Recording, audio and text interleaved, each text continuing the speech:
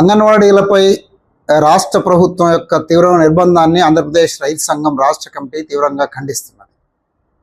గడిచిన 19 నెలల కాలంలో రాష్ట్ర ప్రభుత్వం అధికారంలోకి వచ్చిన తర్వాత ఎన్నికల ముందు ప్రతిపక్ష నాయకుడి హోదాలో చంద్రబాబు నాయుడు గారు అంగన్వాడీలకు వేతనాలకు సంబంధించి ఇతర వాళ్ళ కోరికలకు సంబంధించి సమ్మె సందర్భంగా చాలా గట్టి హామీ ఇచ్చారు.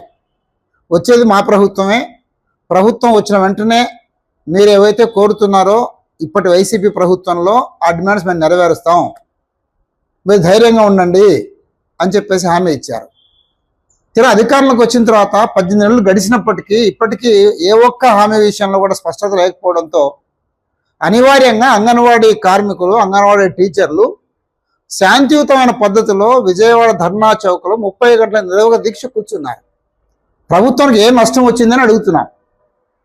వాళ్ళని పిలిచి, వాళ్ళ నాయకత్వాన్ని పిలిచి చర్చించి న్యాయమైన డిమాండ్లు పరిష్కరించాలన్న పద్ధతి కాకుండా అర్ధరాత్రి మహిళలను చూడకుండా దౌర్జన్యంగా లాగి బస్సుల్లో వేసుకుని ఎక్కడెక్కడో నరసరావుపేట, సత్తెనపల్లి, గుంటూరు, పల్నాడు లేదా ఏలూరు దూర ప్రాంతాలకు తీసుకెళ్లి నిర్బంధం ప్రయోగించడాన్ని తీవ్రంగా ఖండిస్తున్నాం.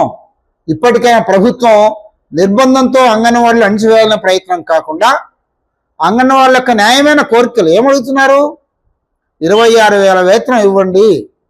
ఇది అందరూ ఆమోదించిన వేతన పాలసీ. ఇది కనీస వేతనం అడుగుతున్నారు. అట్లే వాళ్ళ సర్వీసుకు సంబంధించి కొన్ని నిబంధనలు అడుగుతున్నారు.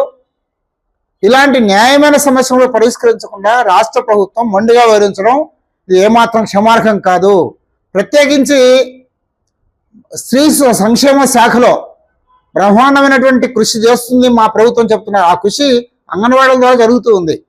అలాంటి అంగన్వాడీలకు న్యాయమైన వేతనం ఇవ్వకుండా అర్ధాకలతో మీరు బతకండి అని చెప్పేసినంటే మీ ఎమ్మెల్యేలు, మంత్రులు వీళ్ళందరూ అంతే వేతనాలతో జీవితం చేస్తున్నారా?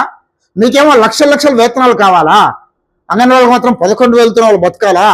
ఇదేం న్యాయం అని చెప్పేసి ఆంధ్రప్రదేశ్ రైతు సంఘం నుంచి డిమాండ్ చేస్తున్నారు.